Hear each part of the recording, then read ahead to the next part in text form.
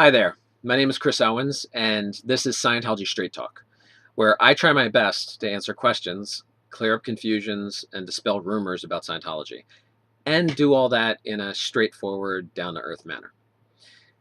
By way of background, I've been a Scientologist since 1994, so going on 24 years, and 18 of those years were spent as a staff member of my local Scientology church, where I held a number of different positions over the years, including for a time serving as executive director. So I've had quite a bit of experience in the subject. Now, today, I would like to answer the question, how did Scientology start? And contrary to popular belief, L. Ron Hubbard did not decide he wanted to start a religion and then just, come up with this thing called Scientology. His motivations were actually quite a bit different. He was trying to understand human beings. He was trying to understand the mind. He was trying to understand and establish like a common denominator to life. He was trying to understand the source of things like insanity, neurosis, things along those lines. So it actually started as more of a mental health movement than anything else. As I go through kind of the sequence of kind of key principles and how they evolved during the early days of Scientology, you'll get the sense of how it went from basically from a mental health field to a religious one. And I'd like to say this first. I realized that this is my first video on this channel, and I realized that starting to do a channel like this is very much like jumping into a piranha tank. I'm sure there's going to be a ton of people, a ton of haters that are going to start trying to kind of attack me and say horrible things about Scientology and all this kind of stuff. I just want the haters to know that I'm not going to keep your comments. So if you do that, I'm going to delete them. I'm not interested in that type of interaction, and I have enough understanding of my religion and enough respect for myself that I don't need to engage or try to explain myself to people like that, okay? However, if you're a person who has legitimate questions, if you've heard things that didn't make sense or sounded strange and you would really like to know the answer to them, happy to answer those things. I may answer them in the thread if someone asks me a question and it makes sense to do that. Or what I might do is take note of these questions and see like what people are asking a lot about, and then mark that down for a future episode in this channel, and then answer it that way. Anyway, just wanted to make that note starting off. Okay. Now, the first principle that came of L. Ron Hubbard's research and trying to understand humankind. I mean, realize when I say research, like obviously he didn't have like some university that was funding him or anything like that. He had his own money from being a writer, but he was very interested in the mind and life, and he was doing these researches on his own. His background was in engineering, and even had studied some of the earliest classes on what are now nuclear physics. At the time, they were called atomic and molecular phenomena. So he was very interested in even that aspect of science and see like is there some answer in nuclear physics that would explain what life energy is? Like what is it that motivates a human being? So anyway, these are the kind of questions and things like that were swirling around in his mind. The first major principle that he established was like, okay, and I'll ask you the question. If what would be one principle that would apply to all living things in terms of like what motivates them to go on and operate, right? Whether it's animal or vegetable or human being, what would be that one key principle? And actually, before I mention that, I'd like to make a side note here. I'm going to go over these principles, and I'm going to ask you to try to do something here. Try to envision that all the stuff I'm going to go over is just information, and try to separate it from Scientology for a second. In other words, try to remove any previous biases you might have about this. Like, imagine you just found a book, it had all this information in it, didn't have an author on it, didn't have a title on it, and it just offered you some information. If you just looked at the information and made your own opinion about each piece of that information and say whether it made any sense to you or not, whether that fit with your own experience, things along those lines.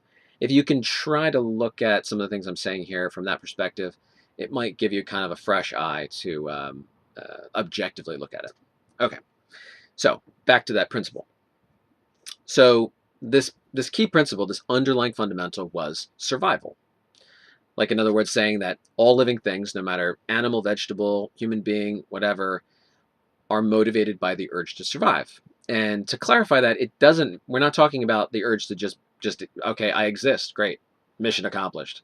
No, it's more like the motivation is to survive as long as possible and as abundantly as possible, like at the highest level as you possibly can.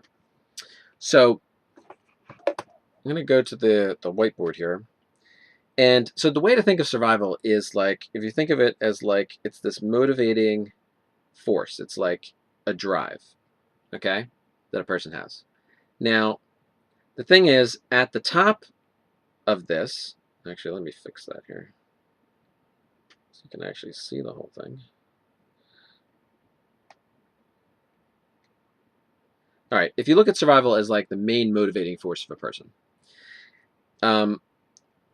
it's important to understand that, let's say, at the top, you would have immortality, and at the bottom, you would have death. Right? Now, I'm not saying you can achieve immortality or you can't achieve immortality, but the point is that, like, when you try to survive, you're not trying to survive until next Tuesday. You're trying to survive forever if you possibly can, right? So the goal, whether or not it can be ever attained, the goal of a living being is immortality, right? You can kind of get the general concept of that. So if we look at survival as like a motivating force or impulse through life, that the motivation is towards immortality and away from death, right? And, with that, you can also say, with immortality, you can say towards pleasure and away from pain. Okay? So survive is that major principle. Now, okay, so he found that, and he actually wrote a book on the subject. It was called Excalibur. I'm sorry, it wasn't actually a book. It was more of a manuscript because it was never actually published. It was like about 300,000 words. He wrote it like in I guess over a short period of time in this cabin, I think up in Oregon. He never published it, however, and the reason why was because his background being in engineering, he was he didn't want to just present a philosophy that said, oh, great, this is how you understand life. Have a good day. The idea was that he wanted to develop some technique that could help resolve things, like, for example, the pain of loss, neurosis, psychosis, stuff like that. He wanted to like that this information would only be useful to anyone if they could do something with it, right? There were a lot of people who read this manuscript and had some pretty amazing realizations, but it just wasn't enough for him. So he shelved it. Interestingly enough, I think over the years, it had gotten, at one point it was either stolen or lost, but that was never published. Excalibur was the name of that. Okay. Eventually, more years passed, because I think Excalibur was written in the 30s, maybe late 30s. So by the mid 40s, he had come up with 1940s. He had come up with actually a technique for to be able to do something with it. And I'll get into that briefly, but I want to explain something about this. So if you take a look at this idea of survival, one of the fascinating things about it is that you can actually plot the emotions on this as kind of a scale. Now, emotions are something that we usually think of in our day-to-day lives as something that we experience randomly. Like, in other words, that sometimes you feel sad, sometimes you feel happy, but you don't usually think of it as like an organized system or process that you pass through. Okay.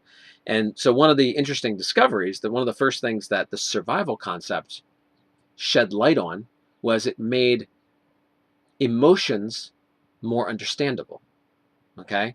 And what I mean by that is this: if you were to take all the different emotions that people experience and you were to plot them on a scale and put them in an order, like, how would you put them in order? Alphabetically,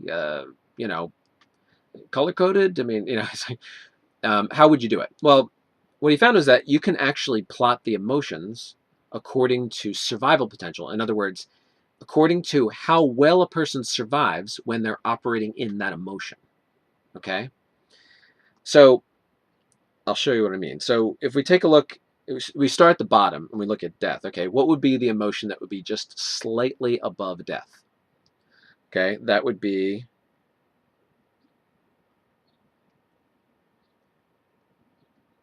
apathy. So like in apathy, you just kind of give up. It's like the way you're trying to survive at that level is you're trying to just make it not hurt anymore. Like you've given up trying to prevent pain from happening. You're just like, maybe if I just lie here, they'll just think I'm dead and go away. You know what I mean? Or maybe I'll just stand in front of the bus and let it hit me. Um, Around this emotional band is where someone would commit suicide, right? Or a little bit higher than this. But basically, apathy, very close to death. I think that's pretty obvious.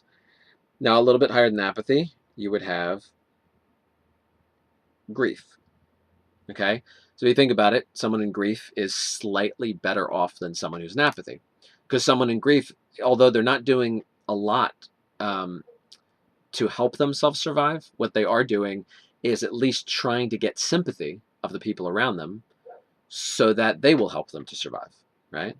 So again, it's slightly higher than apathy. So then moving up from grief, you would have fear.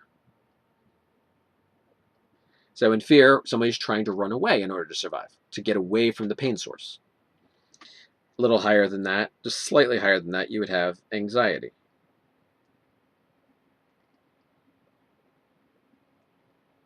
Now in anxiety, the person is trying to usually like avoid, or they're trying to constantly worry and compute to try to figure out how they can survive, right? But it's kind of a frantic emotion when it comes to anxiety. The person's attention is kind of dispersed all around. They're looking for danger. All right. Now, going up into the next level, we'd have, could have hate. And that little higher than that, you'd have anger, right? In anger, a person is obviously trying to fight or destroy a thing in order to survive because they see it as a threat to them. And then a little higher than anger, you'd have antagonism. So in antagonism, you're trying to kind of shoo away the source of danger or the thing that's bothering you. Like, what's your problem? Get away from me. That type of thing. Um, Now, above that, you would have boredom. Now, in boredom, the person is just they're not. There's not like it's not much positive, not much negative. You know, they kind of like devalue things. You know, things aren't urgent. They're not concerning. Whatever. It's just like whatever, man. Is kind of like the mentality in boredom. A little higher than that, you would have conservatism. Um, I'm talking about the emotion of conservatism, not the political stance. So in conservatism, it's more like, think of your typical businessman, how they operate, how they act. Oh yes, nice to meet you. This is reasonable. They don't get particularly excited. You're not particularly excited in conservatism, but you're generally more positive than not. You have some motivation. Um, Higher than that, you'd have cheerful. It's hard to write with this thing. And then let's say at the top of this, you'd have enthusiasm. Now, in truth, there are emotions in between these, and there actually is a bit of the scale that goes below death, which uh, gets into spirituality to a certain point. It gets into kind of, what emotion is a person in when they're actually psychotic, things along those lines. But we don't really have to get into that right now. There's also emotions above enthusiasm. But for the general purposes of what we're dealing with, these are like, let's say, the primary emotions that one would encounter in life. All right. Now, the thing to understand about this is that there's actually a cutoff point on here. The way I drew this, it's not quite in the right spot, but essentially antagonism is really, it's kind of like the midway point. And what that means is from above antagonism, a person's actions and the way they choose to solve problems are more towards surviving. And from antagonism down, a person's actions and the way they choose to solve problems is more towards succumbing. In other words, getting worse, failing, going closer towards death. If you think about it, like whenever you try to solve a problem, let's say with antagonism or anger, it generally causes, it may temporarily solve a certain problem, but it also creates additional problems at the same time, right? Now there's like someone's bothering you. Okay, you give them antagonism, so they leave you alone. The person leaves you alone, but now they don't like you. Now they go tell someone else what a jerk you are, and then that affects you. And eventually, like that tends to lower your survival over time. Okay, so this scale here is what we call the tone scale in Scientology, all right? Or the emotional tone scale. Tones being just different emotions. So as you can see, like we started with a principle called survive, right? Understanding that principle. And then after that discovery happened, it led to a further discovery, which was, okay, oh, look, now emotions are more easily understood when looked through this lens. And the thing is, by the way, this chart is not just a neat little chart that makes sense on paper. You can make your own observation in life. You can go around and start to observe yourself and other people, and you'll find that people follow this exact scale. When they get worse, they slowly go down these, or they can go quickly. It kind of depends on what's going on. But slowly or quickly, they go down the scale, and when they get better, they go up the scale, right? You'll also find, so like the next thing that's significant here is this. And this gets into the subject that grew out of these principles related to survival, which was the subject of Dianetics. Now, Dianetics comes from a Greek word which means, it's dia meaning through and nous meaning soul or mind. So the best way to think of it is like through the mind, or what the mind is doing to the body. So what happened was L. Ron Hubbard published a thesis on called Dianetics, the original thesis, and he made copies and he gave it out to people, right? It wasn't published as a book at the time. This was like in 1948. There was a lot of interest on this. A lot of people copy it and gave it to other people, and they got interested, et cetera, et cetera. He also made copies and sent them to the American Medical Association and the American Psychiatric Association. Now, obviously, the Psychiatric Association made sense because it was about the mind. Medical Association because a lot of things that he had discovered were relating to psychosomatic illnesses. So illnesses in the body that originate from the mind. So he wanted to put that information in their hands. At this point, he didn't even think he was going to start any organization. He was just trying to let these people know, hey, you guys are the experts, but I've made some discoveries. Maybe you can use this since you guys are the authorities. Unfortunately, the answers he got back were, yeah, if it's important, we'll hear about it. So he was kind of left with a scenario of like, okay, well, they're not going to do anything with it, but I've done it. Why not, where do I go from here? And at the same time, he was getting a lot of mail, like lots and lots of mail of people asking him to personally do the techniques he discovered. He had basically figured out this Dianetics therapy, which is a one-on-one therapy for how to address pain and trauma in the mind, and address neurosis and depression, anxiety, insanity, that type of stuff. So then eventually he was basically motivated to write a book and publish it that could then put it into people's hands, and then they could use it, right? And he explained the technique, explained how to do it, and everything like that.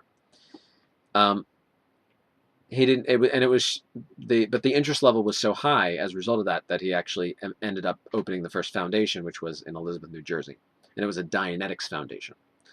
Again, at this point, the word Scientology did not exist. All right, so I'm just gonna. Okay, so let me just take this next point up. The basic concept of Dianetics is this. There's two parts to the mind. Your analytical mind, the part that's conscious, aware, the one that you use to think through logically and solve your problems, that has your normal memories and all the stuff you've learned in school and everything like that, and you use to figure out things in life. But so the concept was, he was using the analogy of thinking of the mind as a computer. and saying, okay, but there are certain points. The one thing that this analytical mind, this conscious mind, does not address very well is when it hits a heavy amount of pain, either a heavy amount of emotional pain or a heavy amount of physical pain. And so what he found was basically that when a person, let's say you got in a car accident and hurt yourself really bad, or you broke your arm, um, or anything like that, or someone walks in and says, "Hey, your mom just died," um, and you go kind of into shock.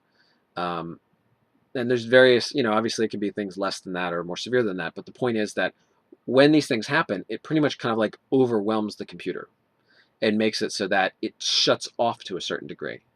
It can shut off completely. Like obviously if somebody hits you over the head with a bat and you pass out, then the computer's totally shut off, it seems. The analytical mind is. Or it could be partial, where you break your arm and you're fixated on the pain and it kind of makes you out of it a bit.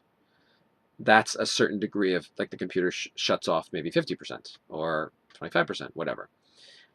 But the point is that as a result of that turning off, there was this other mind that kept recording, this other part of the mind that kept recording, which he referred to as the reactive mind. And the idea is that, actually, let me just give you a little bit of a visual on this. So if you imagine that you've got the analytical mind and you've got all of these pictures, like your mind's constantly taking pictures of experiences, right? Close your eyes and you can reimagine, you can pick up the sight, sound, smell, taste, touch, whatever of some past experience. So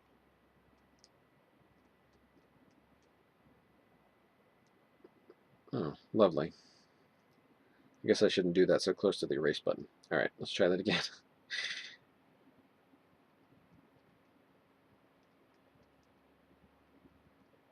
Okay, so analytical mind, it's constantly taking pictures of experiences.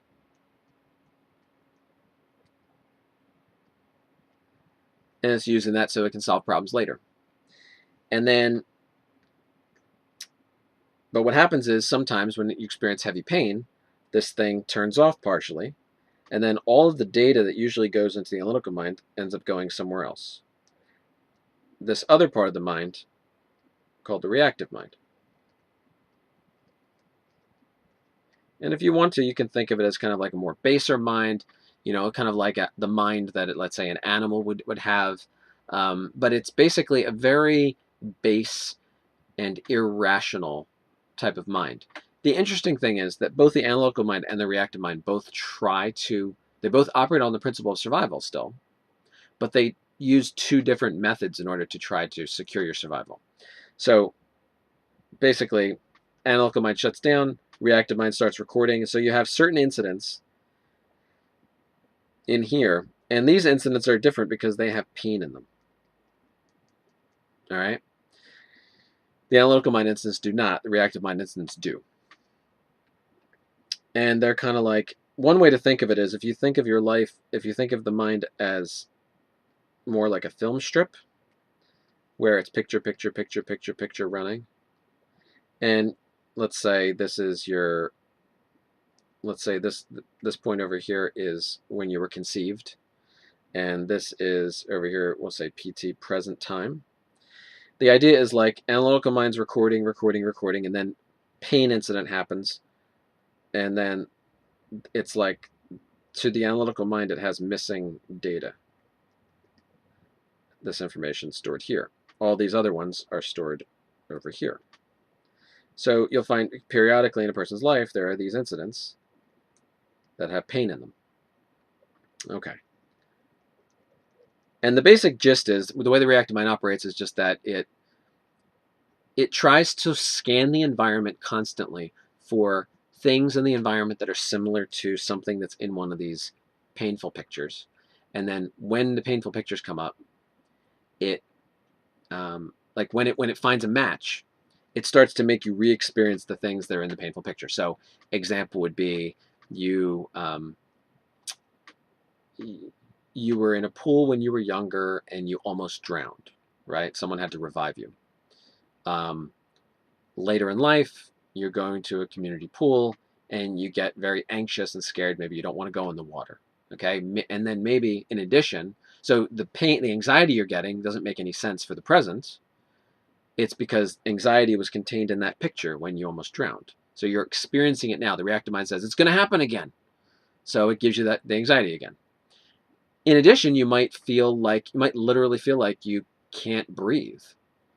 Again, that's the pain in the picture reactivating itself and making you experience it again in an irrational attempt to try to get you to avoid the pain again. It thinks it's trying to help you survive, but what it's really doing is it's entering bad data into your daily equations of life. Because you're looking around, you're like, well, there's no danger here.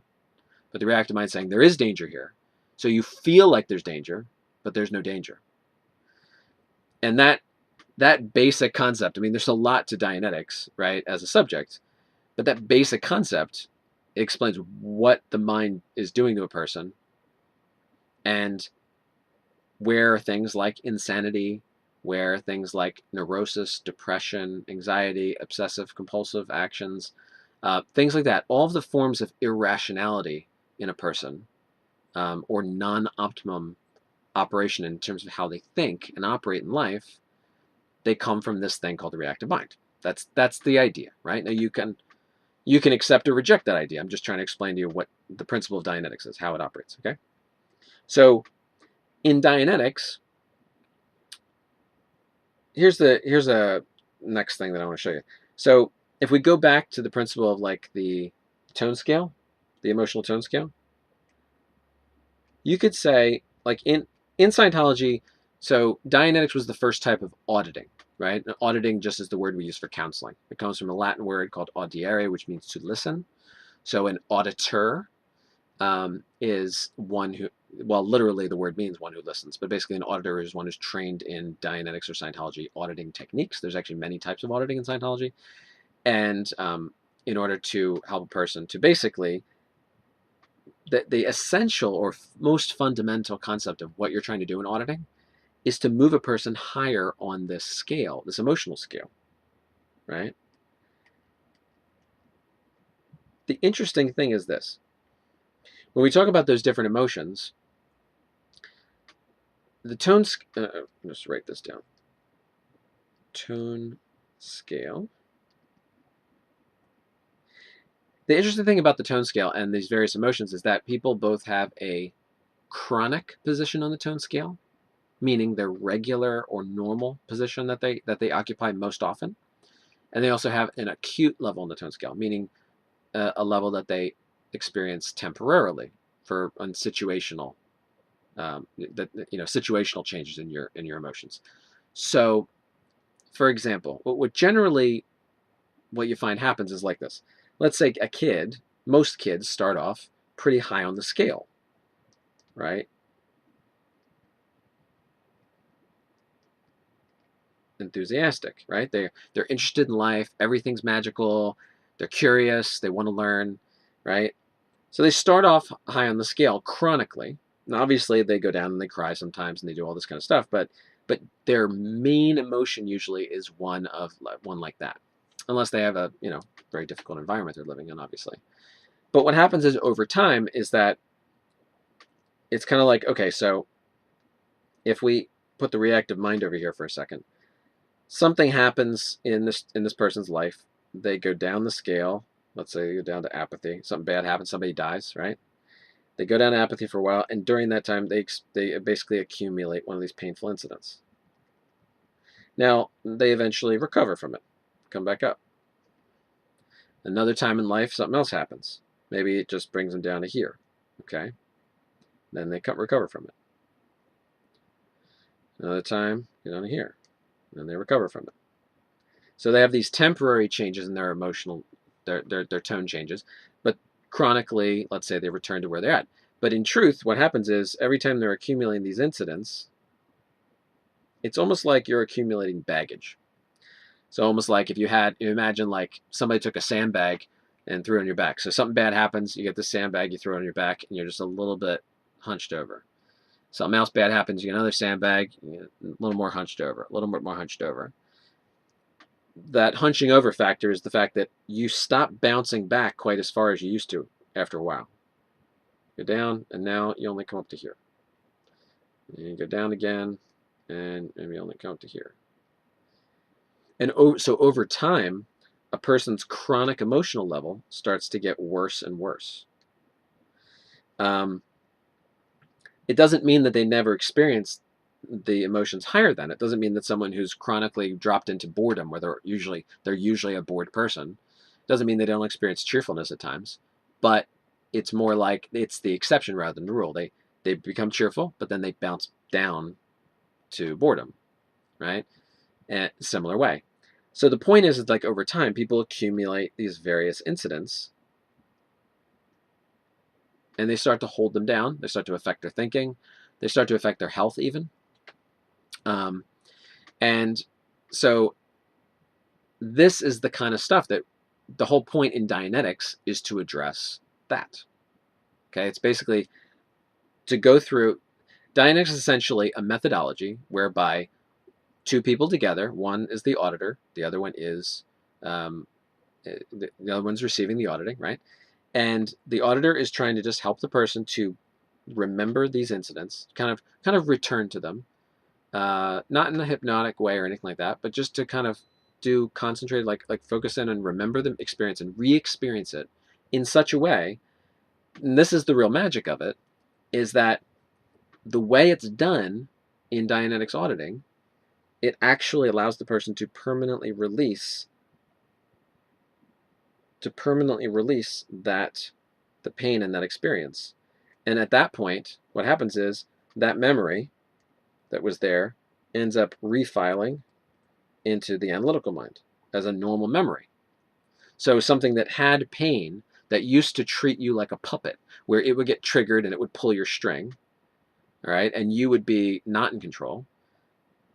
When you bring it back to your full memory, and it doesn't have the pain in it anymore, so it doesn't bite you anymore to remember it, now you have it as data, as something you've learned that you can really use for experience. A lot of times people think, well, I learned from my pain. The truth is, the worst pain in your life, you might learn from mistakes, but the worst pain in your life, people usually don't learn from it. They become the puppet of it. It starts to control them rather than it being really useful information. An example would be like, let's say, there was a girl who, she had a fiance, and this fiance, she loved him. She thought it was great. In her estimation, he was a great guy. It was going to be awesome. And then she found him, he was sleeping with her best friend. Okay? She was devastated. She went down the tone scale. She accumulated an incident, one of these memories has pain in them, in the reactive mind.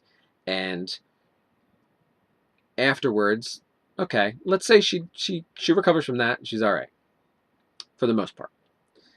Gets a new experience, right? A new relationship, right? She thinks everything's going good with that. Another betrayal of some sort happens. And what happens is, if it wasn't already affecting her from the first time it happened, when this second time happens, it's almost like it turns the earlier time on, and they both become active, and it starts to actively affect her in a way, for example, where she now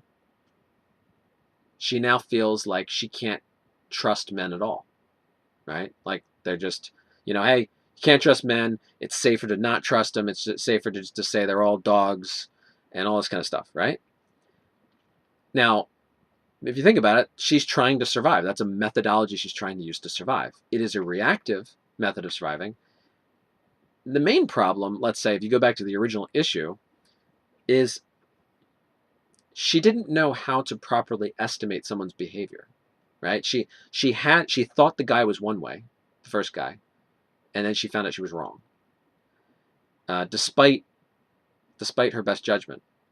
That's actually, as a side note, this emotional scale, there's actually, in Scientology, there's like courses and stuff like that actually teach how to spot where someone is chronically on the scale, predict human behavior and stuff like that. Anyway, that's a side note, but that would have helped her in that circumstance. But let's say, be that as it may, she's got the pain. She's now decided life, men can't be trusted. And so now we have a situation where, let's say, she runs into a man who is very trustworthy, really loves her a lot, would be a great mate for her, and she will not commit to the relationship because she's convinced that he will betray her. Okay? That's reactive mind think. That's I need to protect myself at all costs, so it's safer to just be afraid. It's safer to just avoid and all this kind of stuff. That's quote unquote thinking. But it's not really thinking. It's basically the inability to think on that subject anymore and make a judgment as to whether someone is trustworthy or not. So anyway, that's some basic concept of Dianetics and the emotions. Now, I don't want to go too much more on this, but I want to take you from how did we get from here to Scientology? All right. So here's the thing. In Dianetics, one of the things that was discovered, if we take a look at that idea of a time track again, it was actually pretty revolutionary at the time that he said in there that you can actually remember not just that every experience in your life can be recalled, but that your memories even go back to conception. Like literally to the moment where you were conceived in your mother's womb, that those memories actually exist, that they were even recorded then. And that was pretty wild. I think today science is a little bit more accepting of that possibility, or maybe they kind of caught on to it later that could be. But basically, if you look at the book Dianetics, the idea was that conception, that you could go back to conception, and that would be the beginning of the whole thing, right? And oops. So, and that, okay, so that, because conception's on one side, and then this, again, this is present time. All right. So the idea in Dianetics was to address all the painful experiences that were sitting on this time track, we call a time track, and that when you cleared them all up, the person would achieve a state called clear. Now, clear is a word that's been thrown around by people who don't understand Scientology, and they think it's some weird esoteric word. The truth is, it just came from the simple concept of, if you think of the mind as a computer, he was just referring to like on a calculator, that like the idea is that let's say you're doing calculations on a calculator. Now the calculator will normally come out with right answers. Whatever you put in, it'll come out with the right answer. But what happens if one of the buttons on the calculator got stuck? And like the 7. And so every time you did a calculation, 1 times 2, and it came out to 14. That would make no sense, right? Well, it's because the 7 is stuck, so it calculates 7 into every equation. This is a good example of how the reactive mind works. It basically adds erroneous data into your equations, making you come up with wrong answers. So following that analogy, the idea was we need to clear the machine so that it can calculate again properly. So clear is the end state that you achieve. Basically, that's the goal of Dianetics, is to achieve this state called clear, which is basically when all those painful incidents are addressed and they're all within your control again. And you're yourself, not yourself, plus all these held down 7s that make you act and think in ways that are to your detriment and the detriment of people around you. Okay. So here's the thing. One of the principles in Dianetics is that if you have an incident here that you're trying to address and it won't clear up, like it won't release its pain, it's because there's an earlier incident that is similar to it. And there can be multiple ones that are similar to it. But basically, when you get to the bottom incident that's similar, that makes kind of a chain, as it's called, when you get to the bottom incident, in other words, the earliest incident on a chain, and you clear it up, all of a sudden, the later incidents will now be willing to release their pain, and you can go through and clear those up. So that's a fundamental principle in Scientology counseling and Dianetics auditing, Scientology and Dianetics auditing. So here's what happened. He wrote the book Dianetics, then he wrote the book Science of Survival, 1951. Dianetics was 1950, Science of Survival, 1951. Then he wrote, there's a book called Advanced Procedure and Axioms, and a book called Handbook for Pre-Clears. A pre-clear is the word that's used for someone who's getting auditing. You're trying to be clear, so before that you're a pre-clear, basically.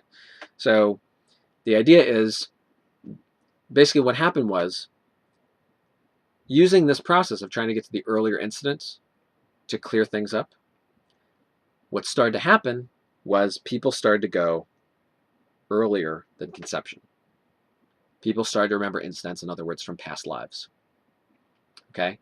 And initially, so this was an accident. It was never intended that this was going to be a spiritual subject. We weren't trying to address things like that. L. Ron Hubbard wasn't. And initially, it was kind of just, they were like, all right, well, that's interesting. We'll maybe take that up later and research that further, but we don't really know what this is. Are these fake memories? Are these real memories? The truth is, they had already established certain principles that allowed them to differentiate between a fake memory and a real memory. They operate differently. For example, a fake memory, when you try to address an auditing, its content keeps changing every time you go over it again and go over it again. It keeps changing. It won't stay. It won't actually stick as a fixed narrative. That's one thing. Number two, a person doesn't get better from addressing a fake memory. Nothing improves because it never happened to them. So there are things like that. And what happened is it seemed that these earlier incidents, these incidents that seemed to be occurring in previous lives, people were getting better from them. In fact, they were getting better from them even more significantly than they were by addressing their present lifetime stuff. If you think about it, no matter how bad an experience you've had in your current life, it's not as bad as dying. If you got to address and release the pain out of a past memory of actually having died, that would be a tremendous burden to be lifted off of you. Okay? Just logically.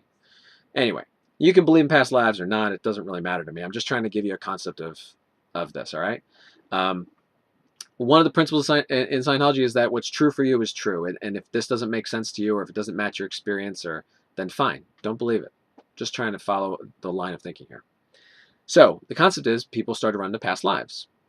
And a lot of people actually, in early Dianetics and the Dianetics foundations, which were like in 1950, 51, they didn't want to touch past lives. They were like, let's just not talk about this. People are going to think we're crazy. We're trying to be considered a legitimate mental health subject. We don't want people to give us our time.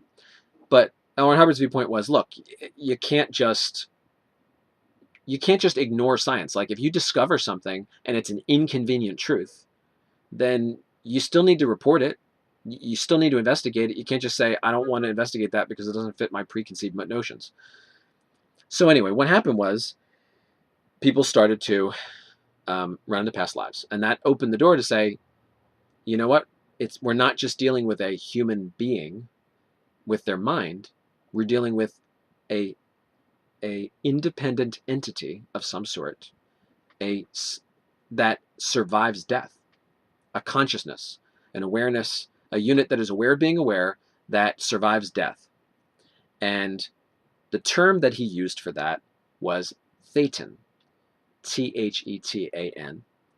It basically came from the Greek letter theta, meaning thought or life. In his earlier books, he had talked about theta. That was the term he would use. It's basically a mathematical term, is where it comes from. But theta was basically he referred to it as life source. Because if you look at a table, it consists of matter and energy in space and time, right? A body has matter and energy in it in space and time. But there's something else in a body that's not in a plastic table.